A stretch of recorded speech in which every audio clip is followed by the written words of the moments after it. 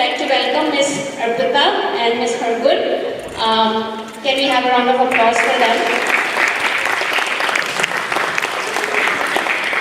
And before I hand over the mic to them, so we're going to have the first initial session all about Japan and what is to have study in Japan and what is it as a country that we can pursue education and stuff like that. Then it will be continued by Ms. Hargood, who will talk about University of Tokyo a little bit.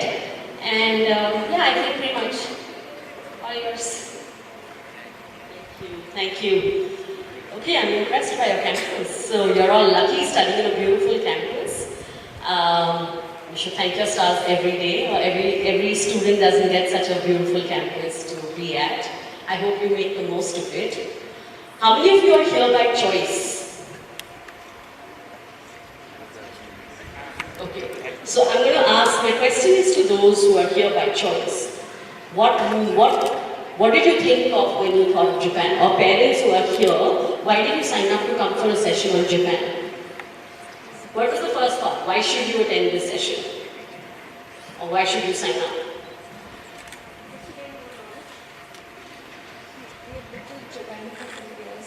Okay, so you've lived in Japan for 4 years. So, yeah, I'm wanting to know more. Okay. What else, ma'am? Just to get more knowledge. Okay, so just to get more knowledge. Students, anyone? Your reason for thinking about Japan or...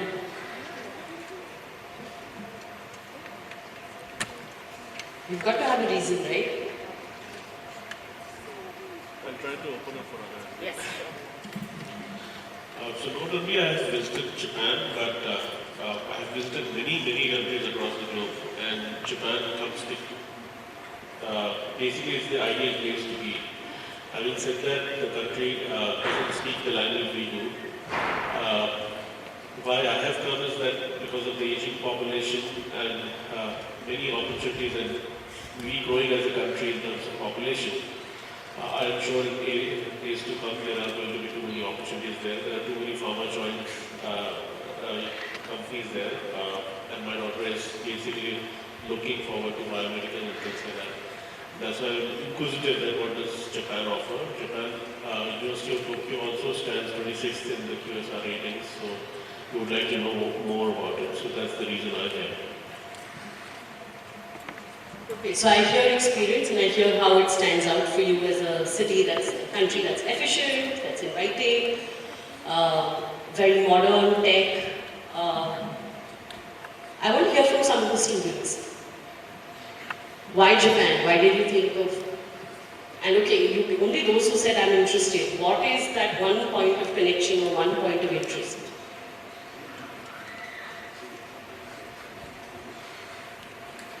Something? Is it the fashion? Is it the anime? Is it the tech? So education cost being very comparable and competitive, comparable, affordable. Okay? Okay, so I'm going to wait for one of you to respond in due course of time. How many of you have grown up with Doraemon, Pikachu? How many parents have turned off the TV? Yeah. Parents, a question to you. What's the one device that you had in your teenage which was a luxury, which came from Japan? Walkman. So all of you as students, you're all born with portable music. You listen to music on your phones, you have headphones. In our generation, music used to be played in a music system with a cassette, and if you're out of the room, you can't hear the music, right? So our generation used to pride ourselves. Our biggest luxury used to be a Sony Walkman, right? And for all of us who've been in the kitchen and have used a rice cooker, that also came from Japan. The first humanoid robot also came from Japan. And why am I telling you all of this? How does it matter whether a Walkman came, a rice cooker came, or a robot came from Japan? What does this tell you about Japan? Tech innovation. And they're trying to find solutions or efficient ways of living. right? So, okay, man. It's very ironical when tech fails in a Japan presentation. Okay, I don't think he can see us. When I say Japan, do you think of sushi food? Do you think of bullet trains? Do you think of Mount Fuji? Yeah? So, it's really a country with a lot of culture and with peak of modernity and tradition, extremes of modernity and tradition. So typically when I ask kids, what are the pictures? What are all of these pictures? Can you recognize the food? Can you recognize the characters? Yes, no? Okay, so typically this is what students think of. A bullet train, you know, if it's late by more than 5 seconds, they refund you your money, they send you an apology. Yeah? Why is this?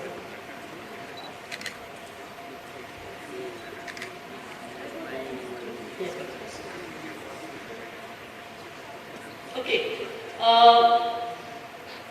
Why are we talking about studying in Japan now is, so just to give you a little bit of background, I represent an organization called Acumen, which has been commissioned by the Ministry of Education of the Japan government to raise awareness about Japan as a study destination for international students. And our organization is doing a lot of work from study in Japan to work in Japan. So we work with organizations like JASO, JETRO for scholarships, funding and for working in Japan. We also are starting with Japan language classes soon. How many of you think you need to have Japanese language to be eligible to apply for a university in Japan? Raise your hands. Okay, no longer is the case. So Japan now offers 900 programs in English, out of which 200 programs are at the undergraduate level.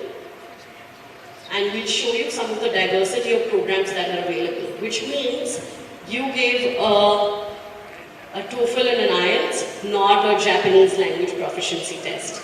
However, when you go and study there, you will be taught Japanese language. So I want to put a disclaimer out here. Don't go to study in Japan if you're not going to master the language. One thing is learning the language to get by the city, get by groceries, get by local converts, all of that.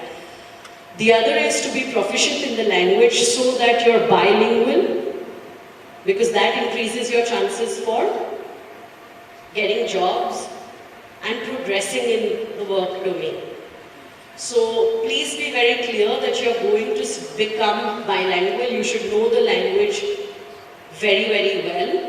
And that's what increases your chances to not only study and make the most of your experience in Japan on an everyday basis, but also allows you more opportunities to make use of exchange programs, university research partnerships, as well as the job placements become much easier. Okay? Now this is what Japan looks like. It's in the top 5 economies of the world. It's a technology and innovation hub. These are the companies, you've all seen these. It's a top exporter in automobiles. See, and we think of Germany when we think of automobiles. Yeah? It has the 10 universities featured in QS top 250 rankings of 2026. It has a really high quality of life. It spends 3.4% of its GDP on R&D, which is exactly the same as the US. Korea leads even further, okay?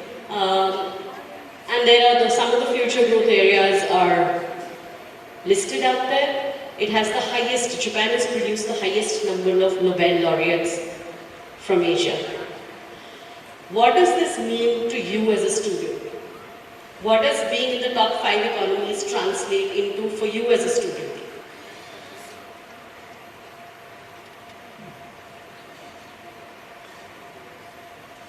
Would you go to a country which has a slowing economy? Yes, no? I can't hear anyone. Why not? Low income, difficulty in getting jobs perhaps? Yeah? So you understand the relevance of it being a top economy and what that could bring to you. The emphasis on technology, innovation, obviously also talks about that it is a solution-oriented country. You should go back and research on human to robo ratio in Japan. Yeah. Just like the US, it's important to understand we pay a lot of emphasis on East Coast, West Coast, Middle, West, etc. in the US. There is relevance to understand location in Japan as well. So for example, Hokkaido is topmost. It's a very, very cold region. Lots of forests, greenery, so you have a lot of programs in environmental sciences, yeah, agriculture. Kyoto is a place of culture and heritage and innovation, so you will have a lot of programs in architecture, cultural studies. Tokyo is the financial capital. What's the financial capital of India? Who's telling me? Financial capital of your country? Is it Delhi? Is it Bangalore? Mumbai. So that's what Tokyo is. So you have a lot of programs in finance, business, banking there. Then you have Osaka, which is also known as the kitchen of Japan. So you have a lot of programs in hospitality and engineering for kitchen equipments and tools, etc. Right? Hiroshima, what happened in Hiroshima? What would it be known for? What kind of programs? Any guesses? What happened in Hiroshima? Yeah, they're not teaching you how to make bombs. Okay, so quite contrary, it has a lot of programs in peace studies and international relations. So why it's important to understand, because all regions have their own geography, history, terrain, environment, culture, just like most countries do. And it's important to understand what that brings to you as in terms of programs. Moving forward. Okay, so yeah, so popularly most people think that only STEM programs exist, and we'll show you the kind of programs that actually exist on subsequent slides. There are lots of programs in business, arts, humanities as well. Language is a barrier. So like I told you, over the last 5 years, 900 programs, English taught programs have been developed. And any guesses why the government is taking this initiative? Aging population. So connect all the dots that I've spoken to you about. Aging population, top 5 economies. They need workers to bring in more. They need international, the only way to attract young people and international talent from across the world is through education. Right? So they need to be able to sustain their ecosystem of innovation, tech development, etc. They need more young people to be able to carry that forward. Right? So it's kind of a win-win situation for both Japan as a country, if it's able to attract international students, and or any of us who may be considering going to Japan. Right? Japan is too expensive. We'll just come to what the costs look like in cities as well. And there are no jobs for us. So JETRO is an organization which you can look up, which actively lists jobs. And again, international students, if you're bilingual, you have highest chances of getting very high quality, well-paying jobs in the country. It's very difficult for vegetarians. There's more and more Indian food available. Vegan and vegetarian food is easily available. Japanese universities, we've just spoken about how there are 10 universities in the top 250. Not only that, a lot of the universities have international partnerships with some of the top universities across the world. So you have Tokyo Technical Institute of Technology, which for example has a partnership with MIT. You have University of Tokyo, which has partnerships with Oxford, Cambridge. You have universities that have partnerships with University of Sydney. So across, Japanese universities have partnerships across the top universities across the world. And of course, it's not for students who know Japanese. So it's also for students who are proficient in English. Moving forward, and of course, University of Tokyo leads the ranking there. Okay, so it is world-class education. Global student cities. Tokyo, Kobe, Osaka have also been listed as some of the best student cities in the QS student city rankings. And Japan, for all parents here, has consistently ranked number 12 on the Global Peace Index. So your concerns about safety, security, etc. In fact, Hargun, who has lived in Japan and studied in Japan and will be speaking to you, will often share with you that even if you leave your wallet at a cafe or your devices at a cafe, you're very much likely to find it the next way, perhaps with a pleasant note or a smiley saying that you left it here. So that's the culture that Japan brings to you. I've already shared that there are 900 programs, but 200 would be relevant for you at the undergraduate level. Moving on, there are two kinds of universities, public and private. What is a public university in India? Can you give me an example of a public university in India? Is IIT public? Private? Give me an example of a private engineering college. Okay? What's the difference? BITS is public, private. Have you heard of Laksha University? Have you heard of Ashoka University? Public, private. Public, private. Okay. Have you heard of Mumbai University? Delhi University? Public, private. Public. What's the difference? What are some of the big differences? Fee. Programs, the types of programs, the curriculum. Typically, historically we've seen in public universities the programs are not revised as often as they are in private universities. And there may be more support for placement. Yeah, they have active career placement and office and services, right? So I'm not making a blanket statement, but the difference is in who owns these universities, where does the funding come from, and therefore it impacts the fee. Yeah, and it will also impact the nature of work or the nature of programs that they do. IITs was set up for a reason. It is heavily invested by the government for research, etc. And therefore their research is in things that the nation prioritizes. Okay? In private universities, the nature of research would be for their local community, which impacts their immediate environment. Okay? Access, both are open. Public universities would have fewer seats for international students as compared to private universities. Okay? We have examples of some of the top public and private universities of Japan on the next few slides. So these are some of the leading public universities. You have U Tokyo here with you. University of Osaka, Saga, Nagoya, Hokkaido University, Kyoto University. And you'll see some of them are very, very old. Tokyo is the oldest. Yeah. Okay, and these are some of the leading private universities. Koas, Waseda, Tokyo International University, Ritsumeikan. So Ritsumeikan, for example, has a very well-ranked program for international relations. Okay.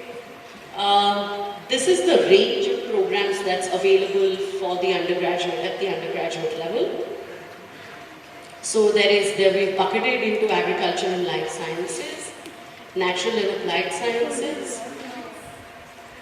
liberal arts and humanities, social science and business, engineering and technology. Yeah. Now coming to the cost factor. So tuition fee is fixed for public universities. It's 3 lakhs a year. So a lot of times studying in Japan may be bit cheaper than studying in your own country. The living cost in a metro would be about 8 lakhs a year, and in a non-metro would be 6 lakhs a year. Private university, the fee would be about around 10 lakhs a year. Total comes to about 9 to 11 lakhs if you're studying at a private university, and 16 to 18 lakhs if you're studying at a private university. Yeah? What's the fee of Ashoka University for a year? 13 lakhs. Last I checked was 10 lakhs something, plus hostel, etc. comes, yeah? Okay. There are generous scholarships that are available. The government funded scholarship is called NEXT, which is Ministry of Education, which basically gives, not only covers your tuition fee, but also gives you a stipend. Then you have another government scholarship, which is by the JASO, which is more like financial aid, and you get a stipend per year, per month. Okay? And then you have individual scholarships of each university, which you can apply for. So next is applicable for 4 years. The applications open April onwards. So for all of you who are in grade 11, you need to watch out for this very quickly. Yeah? Go back, Harpreet. So you have to apply through your local embassy or the state consulate. When you submit an application with your scores, your application, if it makes the shortlist, you will be asked to appear for a written exam, 2 written exams. That will depend on the subjects that you're doing. They'll ask you to pick 2 subjects and appear for a written exam, and there'll be an interview and a final decision. So this scholarship is almost like a full cover. Yeah? Then you go to JASO, which is applicable for in the first 6 months of a year. It is post-enrollment into the university, and you have to apply after accepting your offer and enrolling, and you apply through the university, and it gives you a monthly stipend. This is the QR code for, and we leave this with the counseling team here. In addition to scholarships, you can also do part-time work. The average money that you get is 600 to 800 an hour. This is average. It would differ from state to state, and it would differ from the nature of job as well. So if you're teaching English, it would be higher. Am I correct? Yeah. So basically, you can make 50,000 to 80,000 in a week through the money through doing part-time work. You're allowed 28 hours of work during semester, and this could be on or off campus, so there's no restriction, unlike some other countries. And during holidays, it could be 40 hours a week. Okay? If we go to the next slide and we see, if you basically end up getting a 20% scholarship and you do 10 hours of part-time work, your cost would come down to 6.9 lakhs a year if you're studying at a private university, everything covered, and 12.5 lakhs at a private university. So if you compare this to other countries, this is what it looks like. You already know this. Yeah? It's a 4-year program. You need to have completed your grade 12. In the application, you report your grade 10 scores, what you received, and your class 12 predicted scores. There's a statement of purpose or essay. Both the terms are used interchangeably in different universities. It's around 800 words. There's a letter of recommendation 1 to 2, depending on which university you're applying to. SAT is optional. In some private universities, if you do not have math, and there is a requirement for math in the program, it can cover up as a requirement. It can, So 1380 is a good score. You need to give the IELTS and the TOEFL. In a national curriculum with 88% and above, you stand a reasonably okay chance. With 90% and above, you stand a better chance. So it is like most Asian countries, like Singapore, Hong Kong, etc. as well. It is academic focused. So they're not interested in the fact that you've played football or that you do theatre. Their focus is the academic profile. So Olympiads, assets, your research, any projects that you may have done which may be academic in nature. Yeah? In an international curriculum in IB, 38 plus is a good score and a AAA in the Cambridge. Yeah? You can take a gap year and apply, there's no issue. Once you sort of apply, this is like the I-20 equivalent of the US. You're given a COE. This is something that you cannot, the timeline of this is something that you cannot influence. So if in different universities you have different rounds of application, just like Ashoka has round 1, round 2, we encourage you to apply in the earlier rounds because this process can take up to 3 months. Once you get this, then your visa is in 5 working days. Okay, so the earlier you apply, the safer you are to be able to make it in time to the university. We'll just skip this to, so you decide in short, okay, very important point, there is no common application. So each university has a separate application window. It will be within the same month, so within the same quarter, most applications will open, but there isn't a central or a common application. So you will have to, and some universities will have a single window and some will have multiple windows, correct? Yeah? So you have to watch out for those and depending on the program for which you're applying and make your calendar of applications, you know, your timeline of applications. Yeah? And then you basically, then that's when you start getting offers, you look at scholarships, you should have enough time to be able to compare different offers and then initiate the COE process with the university for which you're deciding to enroll, like go to study at, right? Post-study, you have 3 options of employment in Japan. So typically the career services will start working with you in your 3rd year. You study for 4 years, but they start working with you in your 3rd year.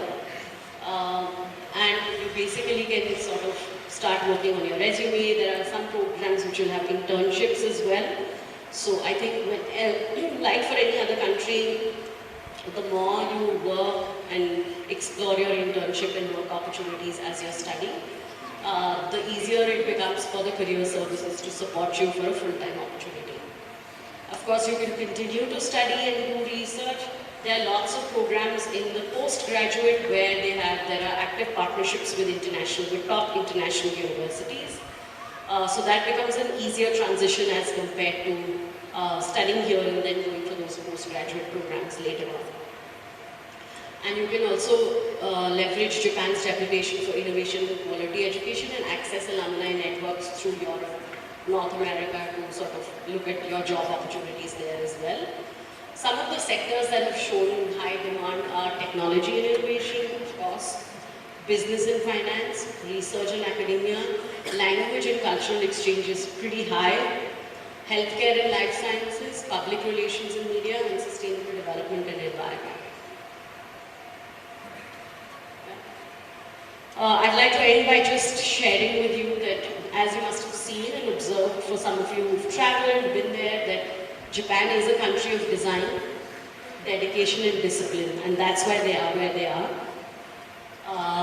We have an app called the Navi Japan app. I do have for all the students who may want to access it later, I do have these cards. You can access this later. You can shortlist English taught programs as per major, enroll for language classes and a whole lot more with this app.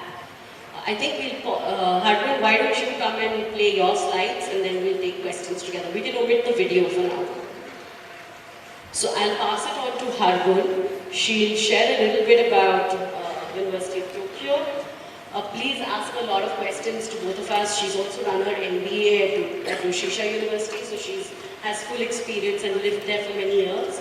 So for all the students, she has a lot of experience of being in Japan, student life in Japan, and a lot more. The other thing which I think forgot to miss is that Japan sees 4 seasons and it changes colors through all those 4 seasons. The cherry blossom is pink, winter is white, summer is green, yeah, and then you have an orange season as well. Okay, which means that you are able to experience outdoor activities of all nature, which, yeah. And also it's a city where you have one of the oldest shrines on the right side and the most technologically advanced building on exactly the opposite side. Yeah, so it offers from very traditional to very modern and high-tech uh, environment and living experience. Yeah. What's a common connection that we have? How many of you, what are the car brands that have started from Japan? Mitsubishi, what else?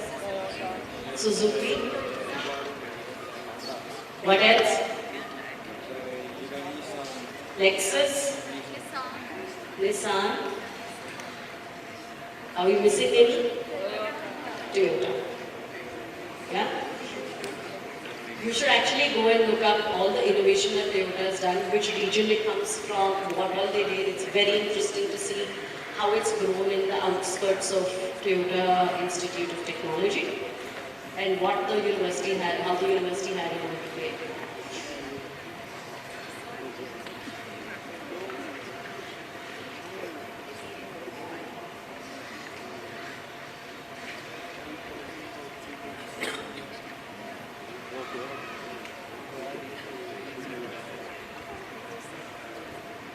There's no sound.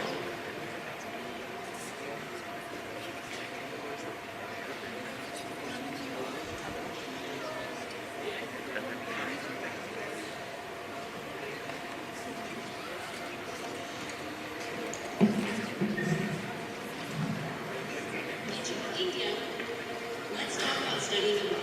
Because with increased unpredictability, your study choices can feel uncertain.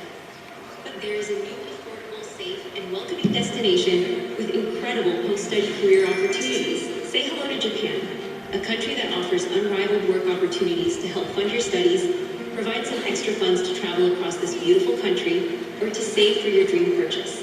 Meet Navi Japan, a common application platform built by Acumen, the most trusted name in international higher education, to guide you through every step of your journey to Japan. Once logged in, you're just a few taps away from everything you need. Start with the Discover Japan Hub to get a quick overview of the app and what's possible.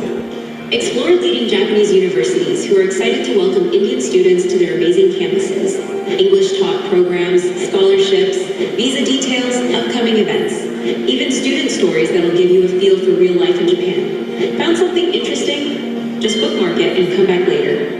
Reach out to students studying in Japan through the Student Ambassador Program. Get accommodation options and support to thrive in Japan. Need guidance? Chat live with an expert counselor or schedule a one-on-one session. And yes, our counselors will help shortlist universities and guide you through your entire journey to Japan. For schools, counselors, and service providers, Navi Japan makes it easy to onboard students and track their progress, all in one place. And for universities, it's a platform to showcase your programs and connect with thousands of credible, background-verified students, supported by Acumen's expert counselors across India. Want to learn the language to propel your career opportunities? We've got you covered through our guide to free language training. Acumen is the official partner for the Study in Japan initiative, so you can relax knowing you're in safe hands. Launching in September 2025, Navi Japan is set to engage over 100,000 students across India in the next 2 years and build India's largest Japan-focused student community. Ready to begin? Navi Japan, your gateway to Japan. My name is Harpan. I represent the University of Tokyo and the Study in Japan project here in South Asia. Just a little bit of context about what we do. The Study in Japan project was launched a couple of years ago, and it is an initiative by the government of Japan because of the demographic challenges that the country is facing. So they're trying to attract more and more international students, and they're trying to get people to come to Japan to study and to work and also to live in Japan. So this is just my experience, as Amrita mentioned. So I've been a student in Japan twice. Once when I was, what grade are you guys in, 11th? 12th? Yeah, so when I was in your age, I went to Japan for an exchange program, and I loved the country so much, I decided that it's going to be the country that I pursue my further studies in, so I did my MBA in Japan as well. Next slide, please.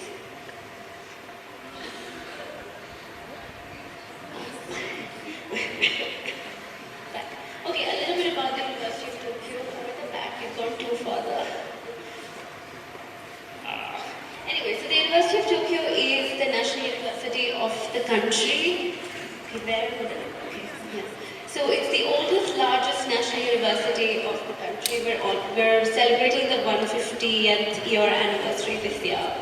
So we're known for our high quality research, STEM. We have around 13 Nobel laureates, 7 astronauts, 11 field medalists. So the quality of education is quite high in the university. It's okay. So we have 2 undergraduate programs. So I'm going to talk about that wherever the slides are. So the first program that we have is called PEAK. It's called Programs in English at Komaba. Komaba is one of our campuses. So PEAK is a full English medium degree that we have. It's for 4 years. It's taught entirely in English, so the requisite for you to know Japanese does not exist. PEAK has 2 courses within it. So it follows a very US style liberal arts curriculum. So it's first 2 years of general education, like foundational courses, you study everything of everything. And then for the next 2 years, you get to specialize either in social sciences or environmental sciences. So, but if you're taking environmental sciences, you get a Bachelor of Science degree. If you do it social sciences, you get a Bachelor of Arts degree. Okay, this is just campus, so we go further. What I want to actually talk, okay, these are just some campus photos. This is our Kashiwa campus. This is where all the science and research is. This is our student village. The students can live in the dormitories. Our dormitory is in Shibuya. So it's in Meiji-Dorai. So it's a very nice location. Next, please. So we have a very active Asian community as well. We have a lot of Indian students on campus. It's not a lot, just quite like 100 or so. But we do, organize festivals and events for our communities. So because we're a national university of the country, our fees is what Amrita mentioned, is around 3 lakh rupees for a year. We also have a lot of scholarships. We accept MEXT, we accept JASO. We also have our own individual scholarships. And like Amrita said, they're all merit-based. So academic merit is what we look at. Next please. Next please. Next please. Next. You can go. You can skip this. So this was PEAK that I was talking about. Please.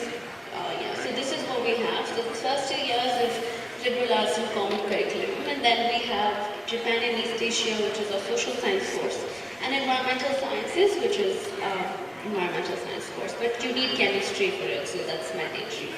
Next, please. Next, please.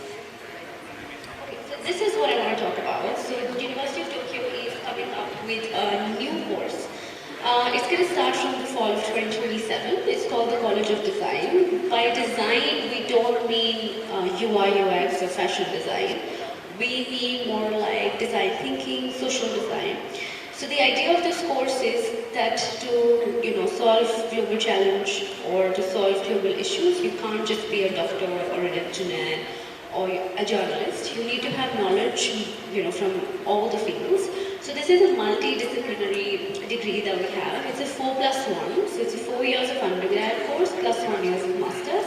So you graduate with a master's degree. For the first year, you do all the foundational courses. So there are 11 departments. So in the initial slides, we skipped those. We have different faculties within the University of Tokyo, and all those faculties are coming together to teach this course. So from your business faculty to humanities to STEM to journalism to healthcare to agriculture, all faculties are available for students to study. So you can pick and choose your courses every year. There's a capstone project that's thrown in the middle. There's also an internship that you have to do as a mandate. Next please. Keep moving. Yeah, so the idea of this course is that when we had the major earthquake and the tsunami in 2012, A lot of policymakers had issues trying to work together, and everybody had contrasting reviews on how to, build the country back up. So the idea of this course is that when people with multidisciplinary knowledge come together, your solutions are better. So it's going to be a diverse cohort of people. It's going to be 100 students every year. So 50 of them would be Japanese students and 50 would be international. So it's going to be a very diverse pool of students that you work with. Next please. Next please. This is just, okay, that's it. So University of Tokyo just offers these two courses, but there are other national universities, public universities and private universities that have a lot of courses. So whenever we do a Q&A, you can obviously ask if you're looking for a particular course, and we can always recommend you certain universities. We can always tell you about certain universities. But yeah, these are the faculties. So all these faculties together are a part of College of Design. So you can specialize in any one of them. But then you also have to take courses from other faculties. For example, you can, let's say, be an engineering, you can get a degree in engineering and let's say aerospace, for example, but then you will also be studying, let's say, psychology with it, or, arts with it, or business with it. So it's going to be a very cross-disciplinary course that we have. Yeah, we can do questions if you have any.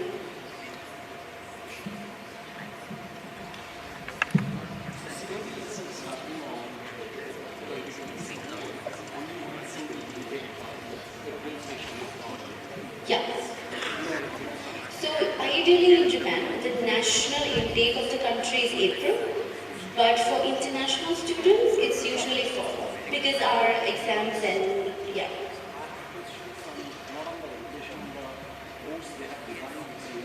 Yeah. Only 11.1% is the number for females in the leadership in Japan. That's changing with the new Prime Minister. Is it changing because history is going through a power pattern? 70 years of history, if I look at it, it hasn't changed. Now it is changing with the new years. All the things are happening. Culturally, they are rooted so much. We talked about N1 proficiency in language, JLPT exam. Isn't that radio and science? So I am targeting year 2032. 27 plus 1. So that means 25. So do you expect that in the next 5-7 years, the cultural shift, the paradigm shift, is it going to change? So I'll give you my perspective. So the first time we went to Japan was 2015. That was very, 10 years ago. And then I went again in 2020. And so when I went there for the first time, the things were different. And the second time I visited and lived there as a member, things were different. But you are right, Japan as a country takes time to accept change and implement change, but with the new Prime Minister, with the new ambassador from Japan to India also being an Indian lady, things are changing. Even the president for this project, the Study in Japan project, is a female. So a female is leading the project. On our team is a female-oriented team. So yes, what you're saying may have been true 50 years or so. But now things are changing. Men are choosing to stay at home and women are working in Japan. So there is I think it's about what change do you see in India? It's the same, it's very similar. Culturally we are very alike. It is a patriarchal society, but and so is our own country, right? But I don't see any dearth of opportunities for girls here now. So I don't think in education in the initial stages, I don't think at an education level there is a difference. And similarly, I think the outcomes of education, I don't think are gender dependent any longer. Maybe in some industries, yes, in some specific industries. But I think, so I don't know whether any of us can say will it change. But I think looking at the way things are going, it looks like it is. Because there is a leading question from what I asked. So this COD design, College of Design, the way they have designed their curriculum, it's a studio based, it's like about 1 year of internship, and that internship need not to be from Japan always, it can be outside Japan also, which is promising, multidisciplinary study, promising, but I'm referring the April 2025 press release of this. So in that it was saying that mostly 100 students they are looking for getting into entrepreneurship and solving problems. And it's not about what skills you have developed, but solutions what you are doing. Now in entrepreneurship, when you are coming into a business, the biggest challenge is that language hidden. The reason is all government forms, policies, most potential. So is it absolutely mandatory to have a law to get into it? Because that is one of the concerns. I don't have any other concerns. Language is my concern. Is it absolutely mandatory to have a law that means someone? Okay, so I will address. I think everybody should pay attention to this because language is always question number one. So, as an undergrad kid, when you're applying to Japan, there is no prerequisite to understand the language.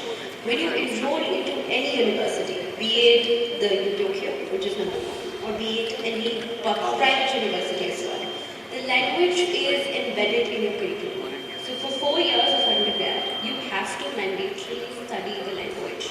And when you're exposed to the language and the culture living there, you pick it up as well quicker.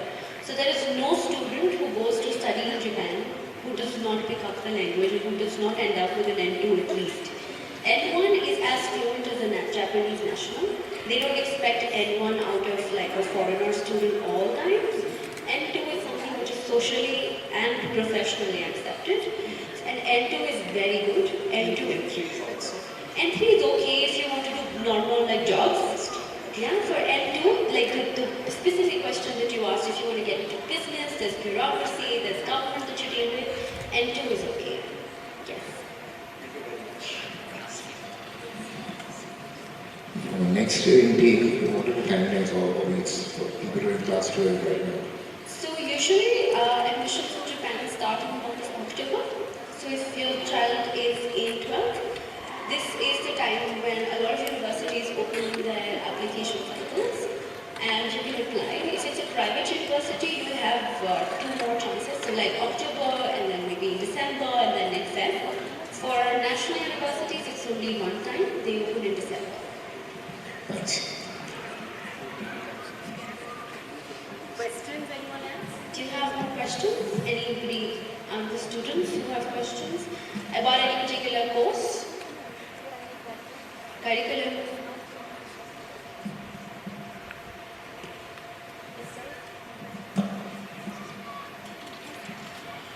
You mentioned that it needs to be, let's say, AAA, right?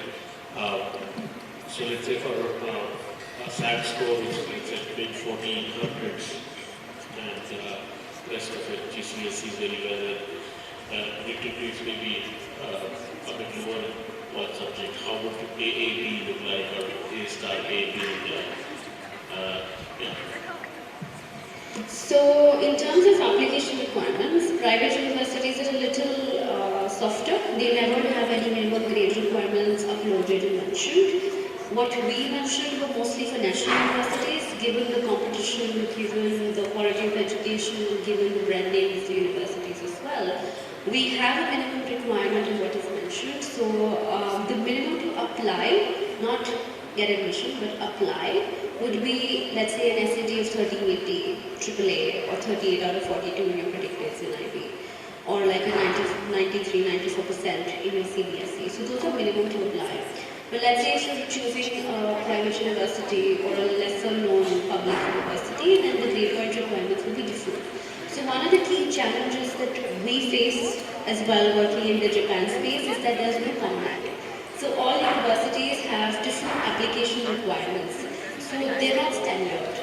So what we gave you are like standard protocol requirements. But then if you're applying to a particular university, my recommendation is they have something called an application guideline, that they upload on their websites closer to their application opening dates. Please go through the document. That is a very thorough checklist of what's needed and what's not needed. So some universities might accept, just TOEFL. Or some might just accept ours. So you have to be very careful with that as well. Some also accept Duolingo, So you have to just, check. First is shortlisting universities and then figure out what their requirements are.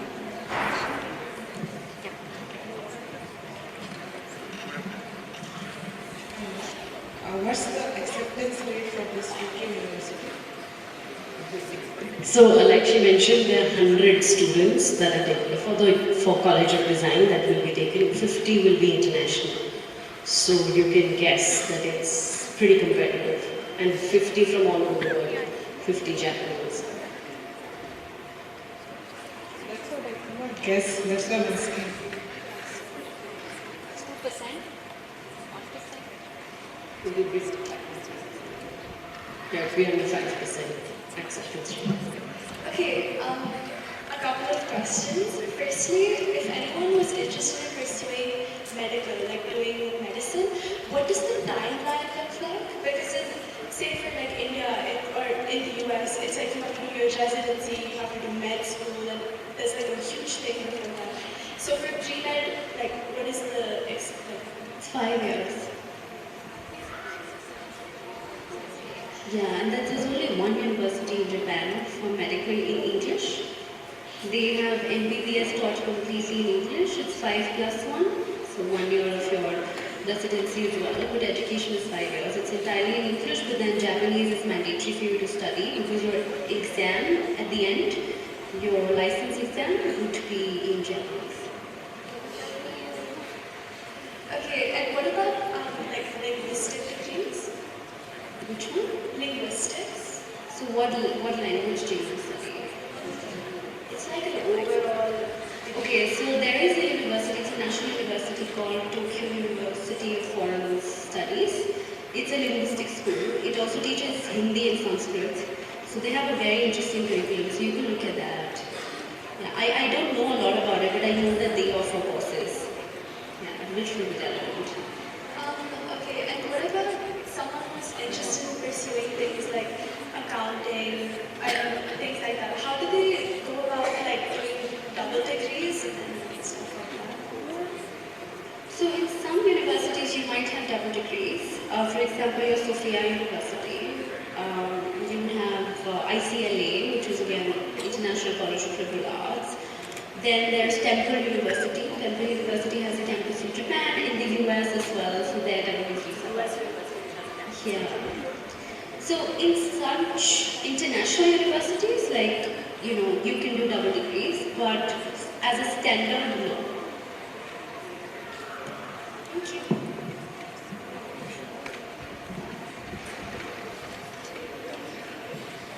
What are the universities that those are offering engineering and technology degrees, undergraduate degrees?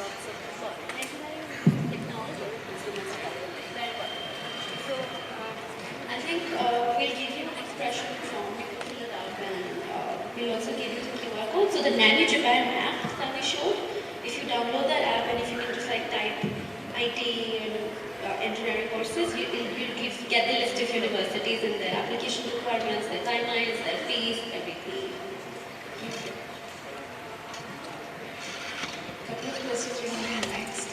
The next scholarship is applied only for public universities, or it's also for private universities? Some private universities accept next. And do they have a limit on the number of scholarships for STEM programs and for humanities? Do they have? Internally, yes, but that's not a number that we release. But is it a preference? Like No, there's no preference. Thank you. I've seen more humanities students get next than STEM students. Anybody else? Would you like to ask your questions? Okay, yes, please.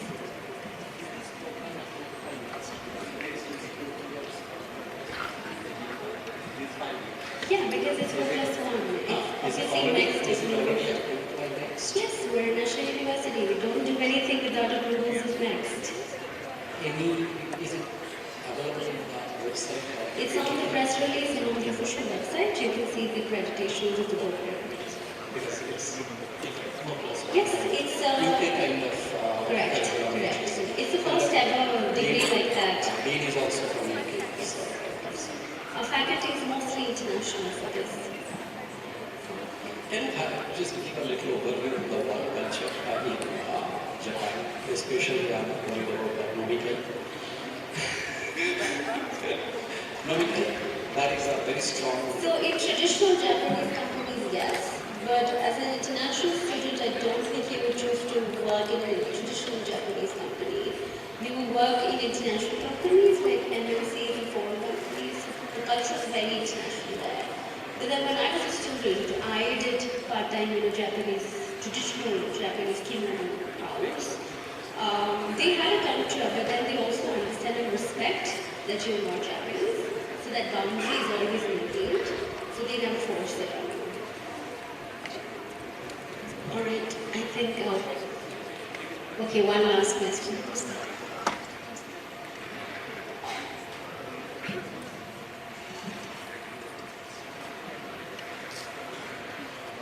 Okay, so as someone who's done an MBA in Japan, like what was your experience in Japan, both in terms of like university and like your lifestyle and working as well? Like how was your experience? You need 1 hour with her for all the stories, but yeah. I mean, to sum it up, it was wonderful because Japan as a country is beautiful. Not just visually, but as a culture, it's very beautiful. My education experience was very diverse. So I was the only Indian in my batch. So that was wonderful. We had a batch size of 46 people and they were from 25 countries. So imagine the diversity in the classroom, the discussions that you would have. And I was the youngest in my class, so everybody coming from different. So there was a gentleman in my class, and he was a veterinary, like some doctor, and then he was doing an MBA because, well, why not? And he was from France. So like, you know how diverse the group of people. So Japan is not a very traditional choice. So it's a very niche choice. So the people that you meet there in classrooms are people who are A, very passionate about the country, and also B, they well researched, they know what they're doing. They're not following, you know, like the white sheep herd. They usually very well studied as well. So educationally it was really good. Outside of work, it was better. Well, yeah, we will talk about it. Okay, thank you so much. What we have are the Navi Japan app cards in case any of you want to look up more about Japan, please use this. If any of you are seriously considering Japan and would want a first free counseling session of 30 minutes with an expert counselor, there's an expression of interest form. Please fill that out. Please take this only if you're not going to bid it. Yeah? Thank you so much for having us. Thank you.